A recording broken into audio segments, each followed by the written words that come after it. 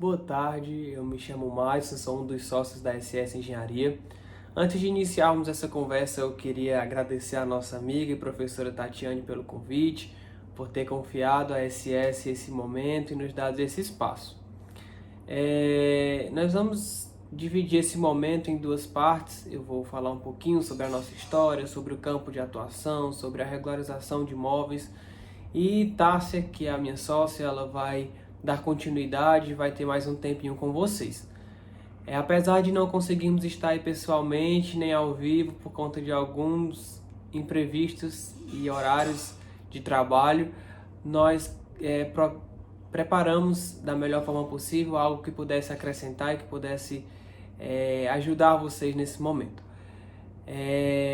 Bem, eu sou o Madison, como eu já disse, sou engenheiro civil, formado há 3 anos pela Universidade Federal do Cariri. Hoje eu atuo principalmente na execução de projetos elétricos e hidrossanitários, naqueles projetos que antigamente nós chamávamos de complementares, né? Temos até que aprender a excluir esse termo, porque eles não são projetos complementares, todos os projetos eles são essenciais para a segurança da edificação. Também sou concursado como fiscal de obras e responsável técnico pela empresa Porto Engenharia, certo? Mesmo em meio a essa quantidade de trabalho, eu e Tássia vimos a oportunidade de juntos também trabalharmos com regularização de imóveis. E aí mais na frente eu vou explicar para vocês os motivos principais dessa nossa decisão. A SS Engenharia, ela é uma empresa recém-formada. Nós estamos oficialmente no mercado desde a metade ali de novembro, tá certo? Então a gente tem um pouquinho mais de 3 meses aí no mercado e nós temos muito a aprender, né? Eu e Tássia, nós somos aqueles amigos da universidade que faziam praticamente tudo juntos. Participávamos de congressos, bolsas, inclusive uma bolsa que eu participei que nos mostrou muito isso, foi um projeto de extensão. Foi meu primeiro contato com a regularização de imóveis, em que nós oferecíamos o serviço de engenharia para a Defensoria Pública, né? Nos processos de uso capião, nós íamos nas casas, fazíamos as vistorias, fazíamos projetos, memoriais, e a nossa professora tutora assinava esses projetos memoriais e dava encaminhamento com a Defensoria Pública, né? Aí eu já tive essa percepção e já consegui ver esse ramo da engenharia que a gente nem sequer aprende na universidade. E aí também eu e Tássia participamos da empresa Júnior, Projeto Engenharia, que nos deu essa mentalidade maior de empreender e de observar a necessidade do nosso ambiente, do local que nós estamos inseridos e conseguir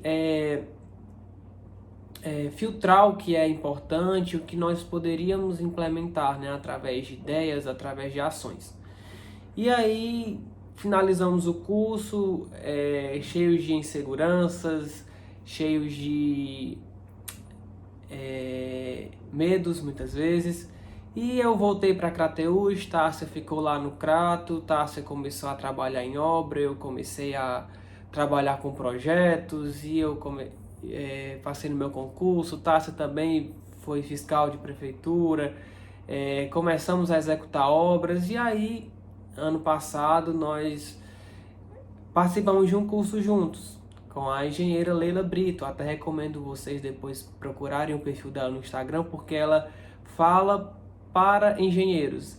Então ela fala sobre regularização de imóveis direcionado para nós. E esse curso que nós fizemos dela foi muito importante para nos abrir os olhos para esse mercado, nos mostrar como nós poderíamos complementar a nossa renda também com isso e adequar os nossos horários. E aí, depois que nós fizemos esse curso, nós começamos uma mentoria também com Leila Brito, começamos a fazer diversas reuniões, planejamentos, estratégias, metas, até chegarmos à parte de captação de clientes. E aí é uma parte que nós temos evoluído e temos crescido e temos buscado entender e pôr em prática cada vez mais. E a gente quer compartilhar com vocês um pouco do que nós também temos aprendido. Bem, pessoal, agora vamos mergulhar um pouquinho no nosso tema principal, o tema de regularização de imóveis, certo? Eu creio que hoje vocês já devem ter ouvido alguns conceitos sobre o tema, mas eu queria trazer só mais um para essa nossa introdução, certo? O que seria a regularização de imóveis? A regularização de imóveis ele é qualquer serviço, né? Todo serviço que engloba a correção de alguma pendência de qualquer natureza do imóvel, seja ela junto ao cartório de registro de imóveis, junto à prefeitura ou junto a algum órgão fiscalizador, certo? Então, se existe alguma inconsistência no imóvel, é necessário que haja uma regularização desse imóvel. E aí é importante perceber que essa regularização ela engloba diversos profissionais, né? Ela engloba um advogado, muitas vezes, para dar entrada em algum processo judicial, ela engloba um engenheiro para execução de projetos, para execução de memorial, de vistorias, muitas vezes um topógrafo para auxiliar esse engenheiro. Ela envolve um contador, né, para lidar com essas questões de impostos, também junto à Receita Federal.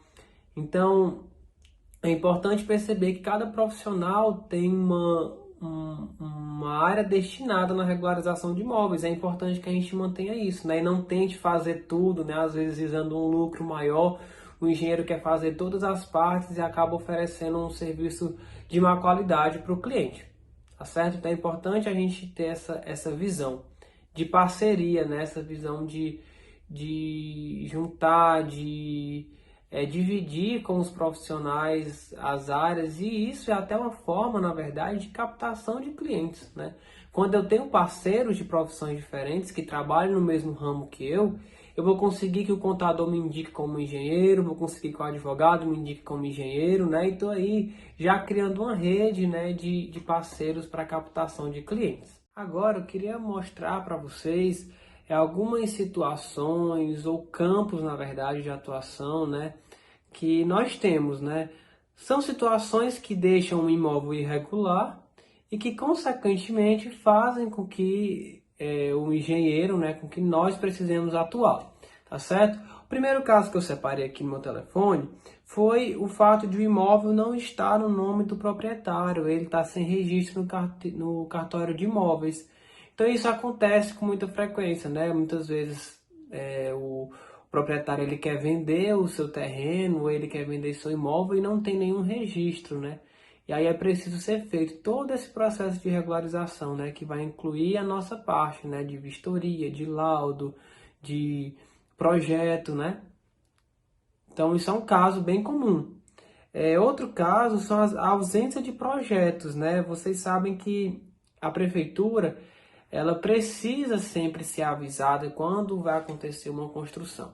Na verdade, nós temos que entender que dois órgãos, a prefeitura e o cartório de imóveis, eles sempre precisam ser avisados quando há alguma alteração na nossa edificação, certo? Se eu mudei a área construída, se eu mudei recuo, se eu construí um sobradinho, se eu tenho um terreno e vou fazer uma nova construção, eu preciso avisar a prefeitura, eu preciso avisar o cartório de imóveis. Como que eu aviso isso? Eu aviso isso através de emissão de alvará, de atualização de escritura.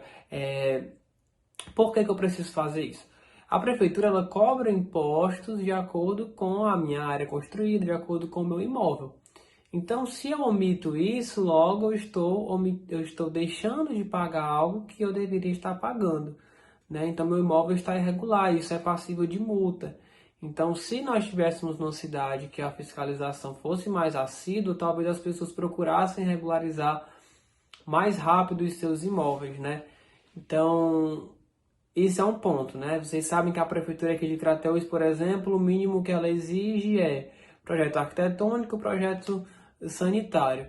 Então, se eu tenho uma obra, vou vender uma casa e ela não está regularizada, vai ser necessário que sejam feitos projetos para regularizar essa minha obra junto à prefeitura. E aí isso varia de acordo com cada local, certo? Que também inclui isso, outro ponto que eu coloquei aqui, que é a planta desatualizada, né? Às vezes a obra está tudo ok, tem alvará de construção, tem habite, foi ótimo, mas o proprietário fez uma alteração, construiu um primeiro andar, ou ele cobriu uma área, mudando ali a porcentagem de ocupação do solo, né? Então isso precisa ser avisado para a prefeitura. Então essa obra se encontra irregular. Então precisamos atuar também nisso. Outros serviços que as pessoas nos procuram são, por exemplo, questão de herança, né? Quando você tem um terreno para herança e esse terreno está irregular, é preciso ser feita toda a regularização dele para que só assim ele possa ser dividido. Então já é uma questão também judicial, né? Mas também de engenharia, né? A gente também, nesse mesmo sentido, tem a questão de compra e venda, né? Para que eu compre ou venda um terreno financiado, por exemplo, esse terreno precisa estar todo regular, porque o banco ele não vai se responsabilizar por um imóvel que está faltando alvará, né? Ou por um terreno que não tem escritura pública, que não está lá todo de acordo com no cartório de registro de imóveis. Então, assim, esses tipos de contratos mais formais, né, de compra e venda, precisam sim que o imóvel esteja regular. Então, nós somos procurados por isso também. A questão de licenças, né, estabelecimentos comerciais, eles precisam de licença de funcionamento, né, dependendo do porte. E aí essas licenças de funcionamento, elas estão condicionadas ao imóvel regular. É um imóvel sem alvará de construção, sem habites, ele não consegue emitir a sua licença. Então já entramos aí também para regularizar esse imóvel comercial, né, para que ele possa ficar apto a tirar uma licença. Questão também de a regularização ela influencia muito na valorização do meu imóvel. Como o imóvel ele só consegue ser comercializado, né, de forma legal se ele estiver regular, logo se meu imóvel está irregular, vai ser difícil de vender. Então o preço dele vai baixar, né? Porque se eu for vender de forma irregular para alguém, a pessoa vai dizer, ah, mas eu não tenho nenhum um contrato específico, eu não tenho algo concreto no recartório, no registro, e acaba que isso baixa muito o preço, né, do imóvel. Então, algumas pessoas procuram simplesmente para deixar a sua obra regular, para que no futuro, caso haja essa necessidade de venda, ou caso haja falecimento e fique de herança, né, reduza muito esses trâmites, né, esse processo, né, que é muito mais complicado. Quanto mais tempo é deixado de lado, mais complicado fica para resolver o problema, porque outros problemas vão sendo acarretados diante disso, certo? E para complementar, né, essa questão da área, né, o estudo na regularização de imóveis ele vai nos ajudar a executar obras também, né? Porque eu preciso estar bem amigo assim do plano diretor, né, sabendo as porcentagens de uso e ocupação do solo, sabendo o recuo, sabendo o zoneamento. Então isso vai me ajudar na hora de elaborar meus projetos, na hora de executar minhas obras, né, para já executar e construir obras que não necessitem de regularização posterior, porque nós já vamos estar fazendo todo o processo direitinho, correto, como deve ser feito. Então, estes são alguns dos campos, né, que a regularização de imóveis consegue nos oferecer e nos ajuda aí a crescer como profissionais, né, a atuar como profissionais. Sempre lembrando, né, que dessa necessidade de um outro profissional na maioria das vezes, né. E é isso que a SS tem até trabalhado, né, criar parceiros para que a gente possa oferecer para o nosso cliente todo esse aparato, né, desde o início até a entrega final. E aí, pessoal, diante de todas essas atividades que eu falei para vocês, nós conseguimos ver a importância do engenheiro civil, né, de um engenheiro, nossa importância em cada uma delas, né? Claro que na maioria delas com cooperação de outras profissões, como por exemplo de um advogado, de um contador, Vamos ter aqui um caso de exemplo, como por exemplo no uso capião, onde um advogado está ali entrando na justiça a respeito de um terreno, e aí ele nos contrata, né, ele conversa com a gente para que nós possamos executar essa parte de memorial, de medição de campo, de projeto e entregar para ele. Quando o terreno tiver ok perante o cartório e ali tiver um imóvel, aquele imóvel vai precisar ser regularizado também. Aí já entra a gente precisando regularizar o imóvel com a prefeitura. Para isso, nós vamos ter que regularizar o imóvel junto com a Receita, é onde entra o contador. Então, é um processo bem amplo, um processo que engloba profissões, né? É importante a gente pensar nisso. E é algo até que a SS tem trabalhado, né? Em criar parceiros nesse sentido, né? Ter advogados parceiros, contadores parceiros, para que nós possamos oferecer para o nosso cliente um serviço completo, né? O cliente chegar e dizer, olha, eu quero que esteja regular aqui eu quero vender minha casa, um exemplo. Eu quero vender minha casa, o que é que eu tenho que fazer? E aí a gente conseguir atuar do zero até a entrega final, né, para o nosso cliente. Isso é importante. Essa participação de várias profissões. E aí eu queria tratar com vocês agora um pouquinho sobre as vantagens, né, sobre o porquê empreender em regularização de imóveis, né? A questão do mercado não tem como a gente negar, ele é real, ele existe, ele é grande, né? Ele engloba desde de alguém de baixa renda ali que tem seu terreno e quer vender, até um comerciante que precisa de uma licença ambiental ou precisa de uma licença de funcionamento, né? Então, nós temos diversas áreas, fora aquelas que eu nem comentei aqui, né? Como desdobro de loteamentos, e diversas outras áreas de atuação. Então, o mercado, ele existe, né? Nós precisamos apenas estar sensíveis para o que nós queremos fazer e para o cliente que nós temos no nosso local, para que a gente possa criar formas e métodos de captação desses clientes, tá certo? Outra vantagem da regularização de imóveis é a responsabilidade técnica, né? Muitas vezes a gente sai da faculdade muito inseguro, né? Eu não quero construir obra, fazer um projeto estrutural, não sei, pelo menos foi uma experiência que aconteceu comigo e com a Tássia, né? A gente ficou meio inseguro e na regularização de imóveis a gente tem a oportunidade de ter uma responsabilidade, vamos dizer que menor, né? Responsabilidade mínima. Porque ao fazer a vistoria do local, a ART que eu vou emitir vai ser uma ART de regularização, né? Referente a uma vistoria que eu fiz ao local, vi que estava tudo ok. Dependendo do local também, né? A nossa responsabilidade ela vai ser diferente, né? Eu tenho que também ser sincero. Se eu for pegar uma indústria, né? A minha responsabilidade é diferente de eu estar pegando uma casa unifamiliar, né?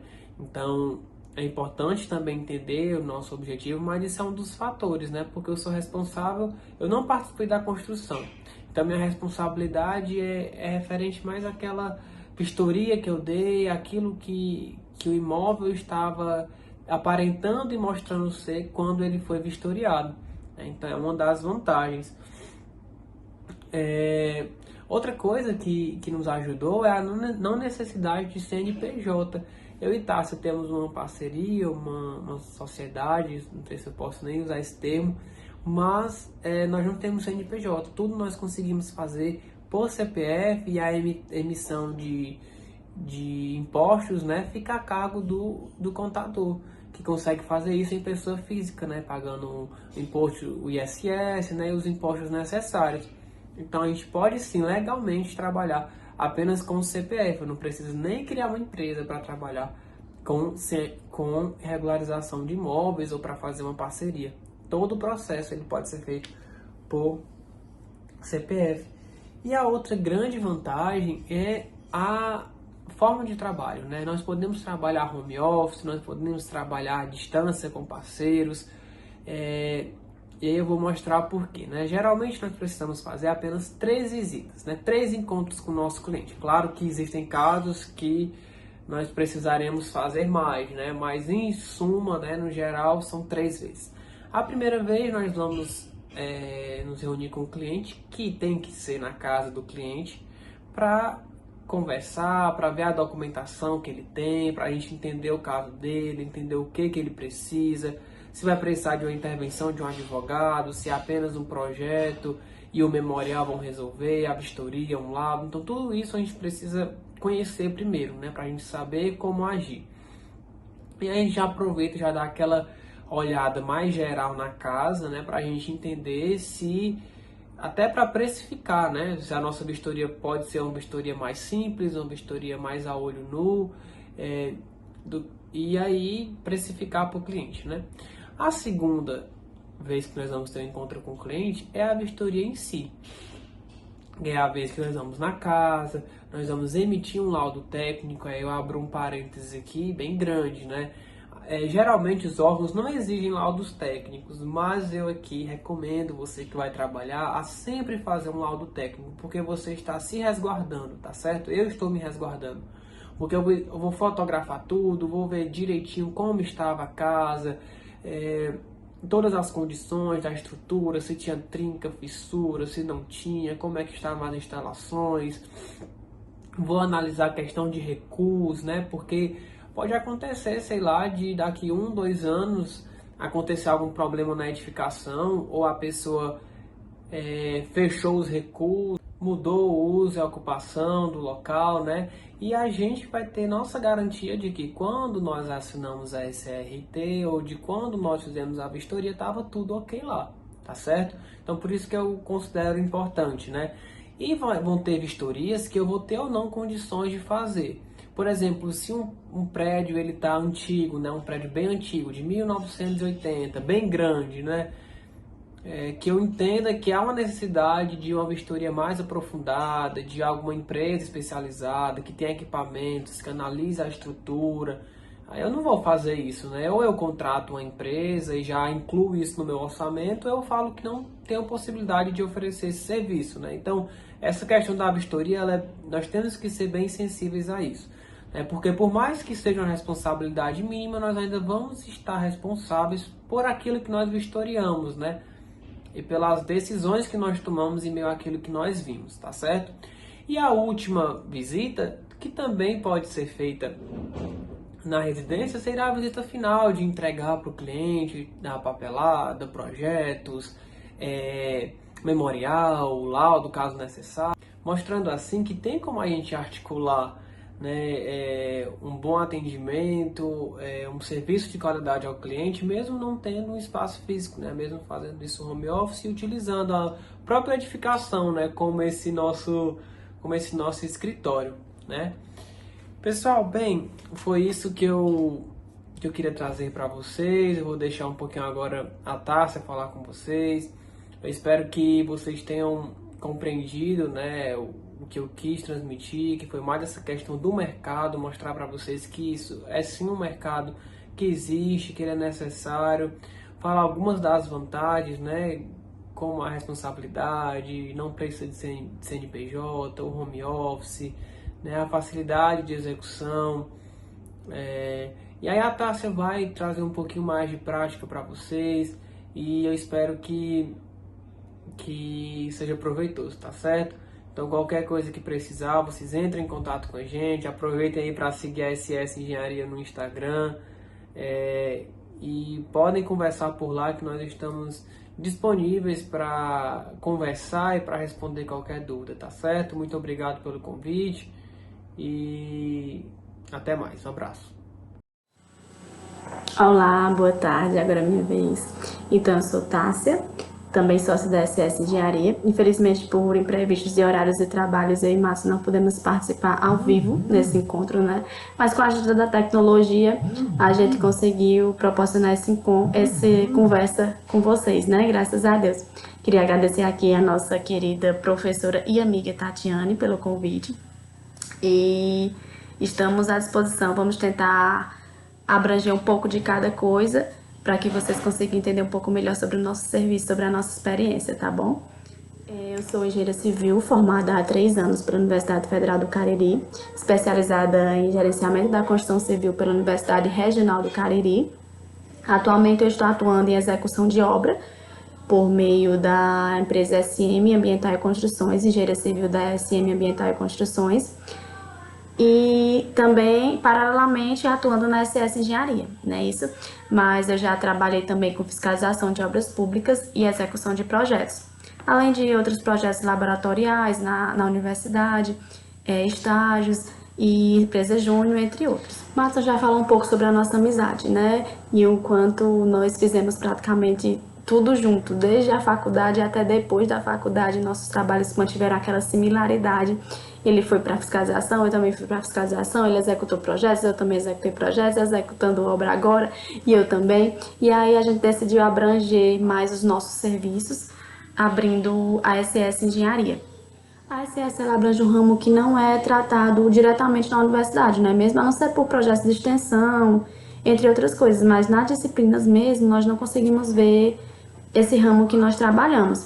Então hoje, quando a gente recebeu o convite, a gente se reuniu online e decidiu dividir o nosso encontro em 2 partes. Uma primeira parte, que foi a que Márcio abrangeu, que fala desde o mercado, fala as definições, vantagens, entre outros. E uma segunda parte, que é comigo, que nós vamos sentar mais para aquela prática de como vai ser realizado realmente o serviço. Tá certo? Então vamos começar? Então, inicialmente nós vamos falar de maneira mais ampla sobre o empreendedorismo na construção civil, abordando desde o envolvimento do lado profissional com o lado pessoal, até as formas de atrair os seus clientes. Eu separei aqui alguns tópicos no meu celular para a gente conversar, tá certo? A diferença entre empresário e empreendedor. O empresário é aquela pessoa que abre uma empresa e vende os produtos que ela tem no mercado, e só. Já o empreendedor é aquela pessoa mais proativa, que entende seu público de venda, gosta de inovar, que vem com os produtos que você nem imaginava que pudessem ser vendidos. A partir disso, a gente fala sobre o empreendedorismo na construção civil, que aí entramos com o envolvimento do lado pessoal com o lado profissional, que é o nosso segundo tópico.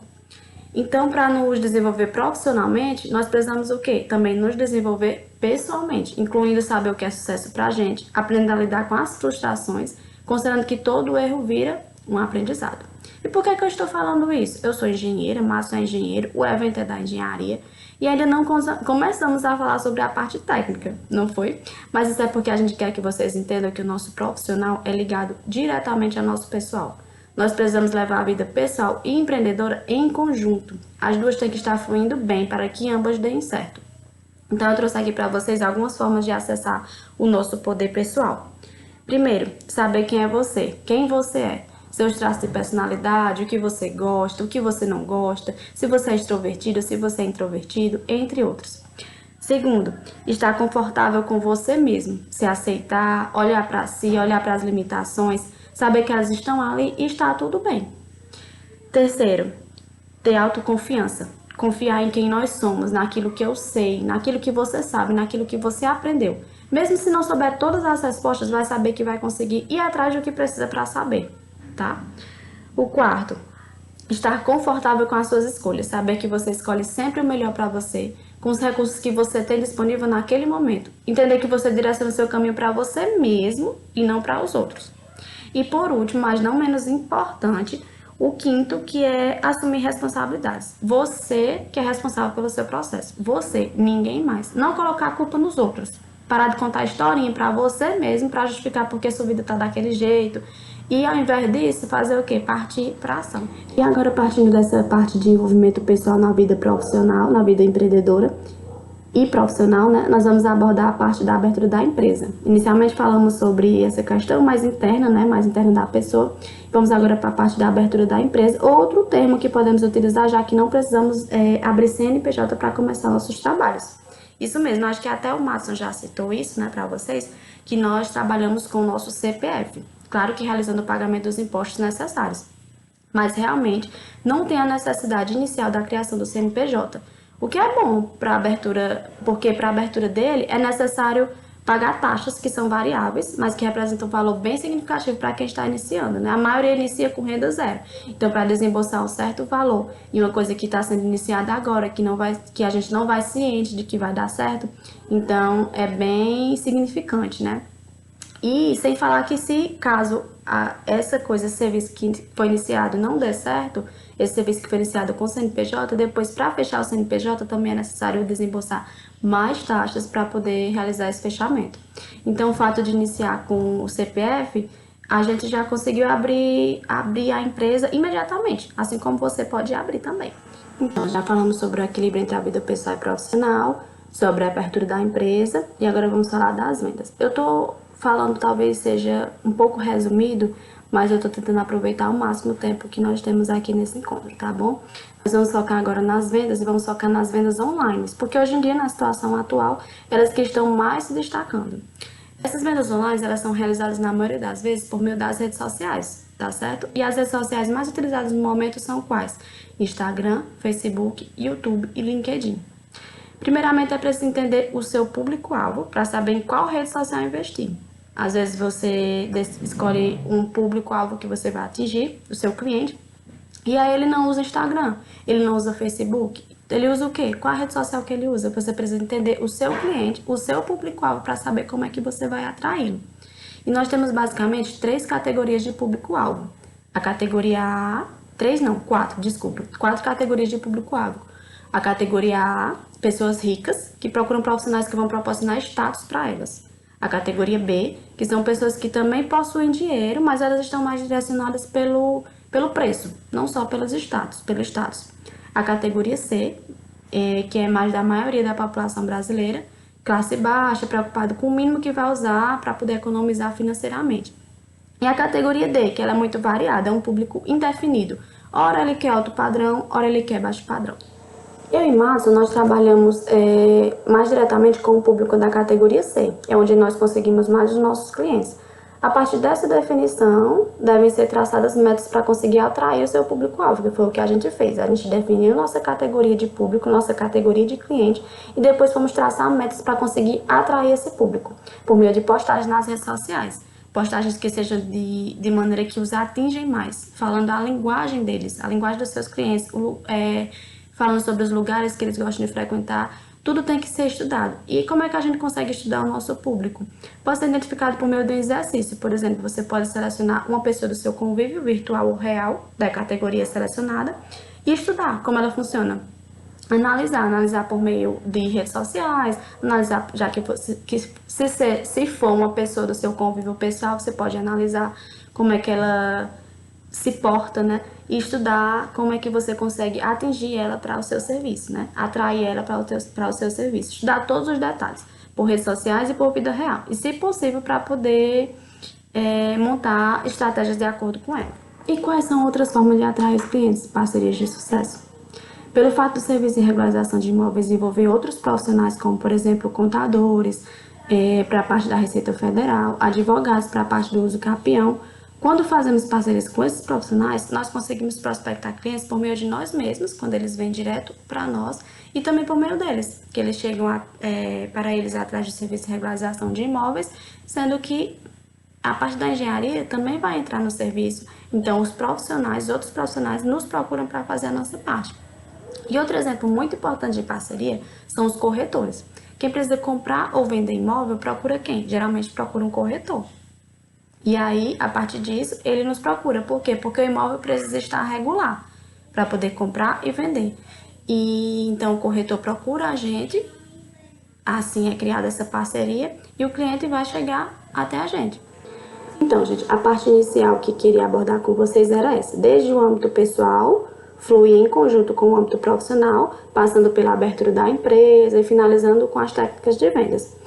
E agora a gente vai entrar para uma parte mais prática, tá bom? Espero que vocês tenham entendido essa parte inicial. Eu tentei resumir um pouco, tentei ser mais objetiva para a gente otimizar o nosso tempo, tá bom? Então agora vamos para uma parte mais prática do serviço. Então, nós preparamos esse fluxograma que mostra em resumo o procedimento geral para regularizar o imóvel. Vou explicar cada passo para vocês desses, tá bom? Inicialmente, o cliente vai procurar um profissional habilitado para contratá-lo para realizar o serviço de regularização de imóveis. E aí é que a gente entra, né? E o que devemos fazer?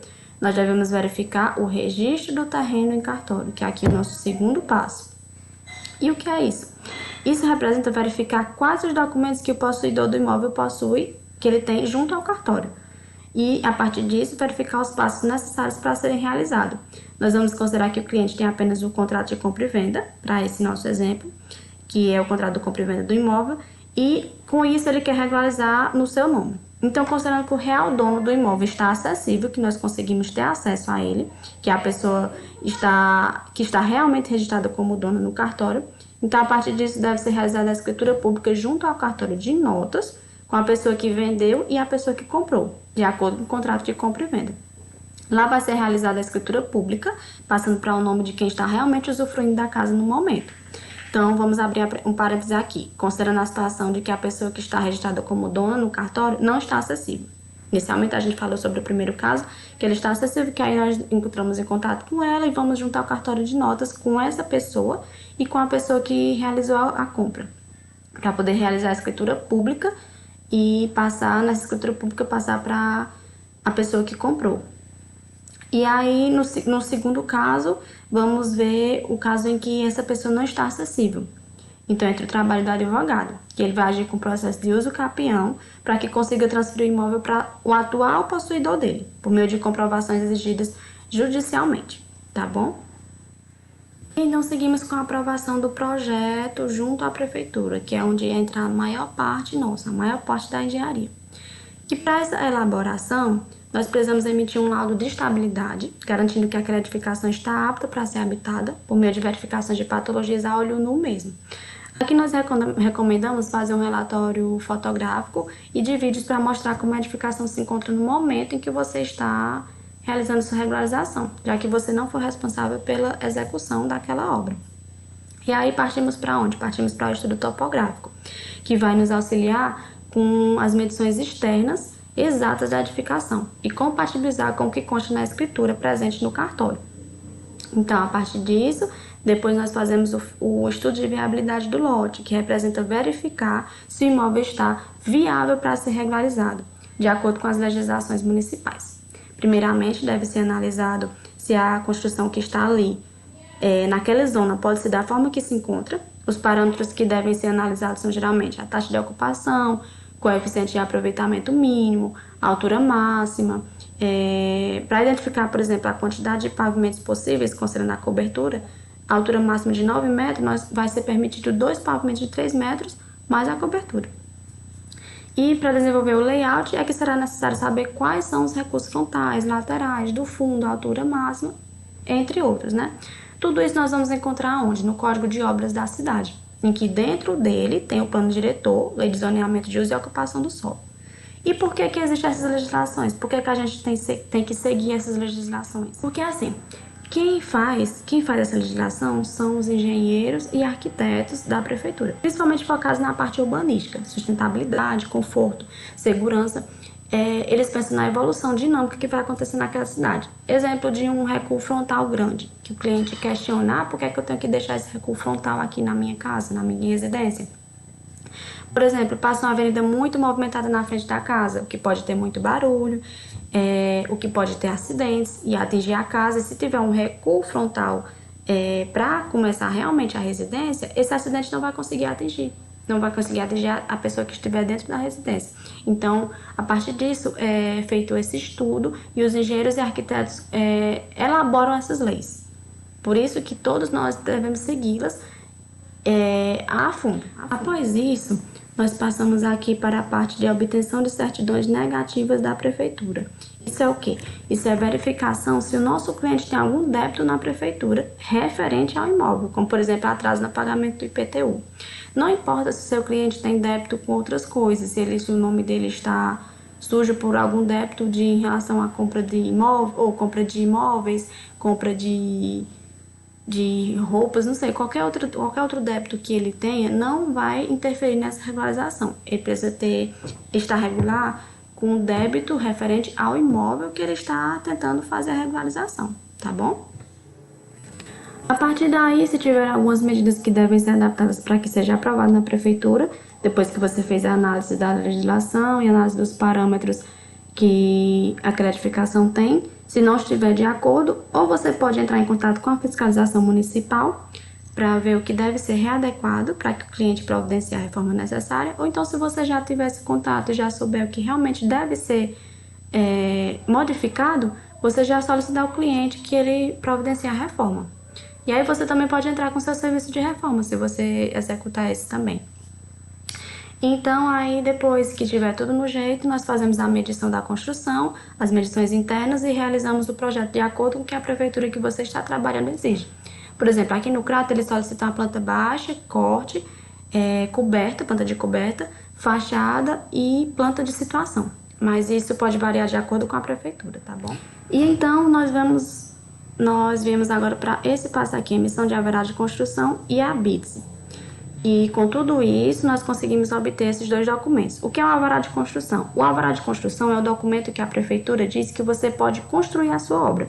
Que no nosso caso, apesar de já ser construído, é preciso esse documento porque ele não foi emitido antes de ser iniciada a sua construção. Então, como a gente está regularizando, nós temos que deixar toda a documentação desse imóvel pronta.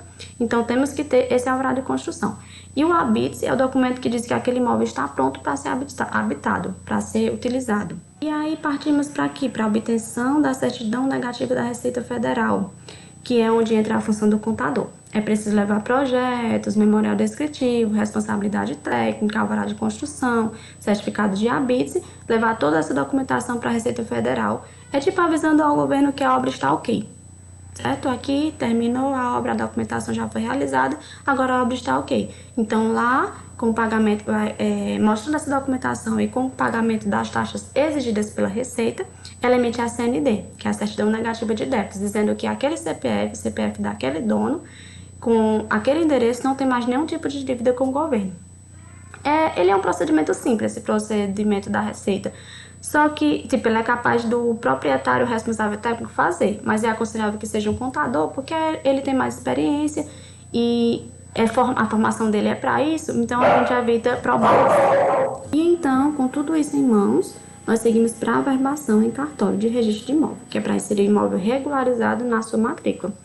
E a matrícula é aquele documento que representa como se fosse o nosso RG, é o documento do imóvel. E finalmente, nós vamos aqui, seu imóvel está pronto para compra ou venda, que é no caso que seu imóvel está regular. Pareceu ser muita coisa, né, gente? Mas quando entramos na prática, nós percebemos que muita coisa fica mais automática de fazer, tá? E aí a gente vai agilizando ainda mais o processo. E eu tentei resumir da melhor forma possível para que vocês entendessem. Importante lembrar que esses passos eles são gerais e que cada caso deve ser analisado individualmente, porque às vezes tem uma peculiaridade que não teve naquele cliente, mas no outro cliente tem. Mas eu tentei resumir de forma geral, porque basicamente o processo é esse. Eu vou mostrar aqui a vocês o exemplo de projeto no CAD e aconselhar vocês que se interessaram por essa área procurarem a legislação, o código de obra do seu município para verificar os parâmetros que são exigidos, tá bom? Eu vou abrir aqui para vocês. Então, gente, aqui é um exemplo de projeto, um modelo que eu separei para mostrar para vocês. Aqui nós temos a planta baixa, após as medições internas. Essas medições externas a gente tira com estudo topográfico, e as medições internas nós mesmos fazemos na edificação, tá bom? O estudo topográfico também é permitido que a gente faça, os engenheiros. Mas se você não tem habilidade para isso, você pode contratar um topógrafo ou contratar outra pessoa que tenha essa habilidade, tá bom? Para não ocorrer erros. Não é obrigado a gente saber de tudo não, viu? E aqui temos a planta baixa também, que é a do pavimento inferior, indicação de escalas, indicação de cortes, a planta de implantação, a planta de cobertura, indicação das inclinações das telhas, né? Para onde a água vai correr, a fachada. Perceba que todos os desenhos, indicação de escalas. Essas escalas são ditas também no Código de Obras, tá? Quais eles preferem. E aqui o corte, os cortes, né? O corte A e o corte BB. E aqui o carimbo, que aqui você vai preencher notas, o que precisar, o que você achar que seja adequado. E no projeto você preenche as ruas, o nome da proprietária, a inscrição, a obra e bota seus dados também de engenharia, tá bom? Basicamente, o projeto é esse. Esse aqui é um exemplo, porque Como eu falei, pode variar de acordo com a prefeitura. E esse aqui eu separei para mostrar a vocês. Então é isso, gente. Eu quero agradecer a atenção de vocês, agradecer mais uma vez a Tatiane pelo convite. Eu espero que tenham gostado da nossa participação, né? Que apesar de ter sido resumido, nós tentamos abranger desde a questão do mercado, definições e vantagens do nosso serviço com o Mason, né? E por fim comigo um pouco mais de prática de como realizar o serviço, né? Abordando a parte de técnica de vendas, de envolvimento de pessoal e profissional e também o nosso fluxograma. Eu peço desculpas também por qualquer erro, qualquer imprevisto que tivemos, com barulhos no fundo principalmente. Mas é isso, nós estamos à disposição para ajudá-los. Podem nos procurar no Instagram, no Facebook, que também vão encontrar lá mais informações a respeito do nosso serviço. Eu vou deixar agora no final nossas redes sociais e contatos para vocês, para qualquer coisa, pode chamar, viu? Obrigada e até mais.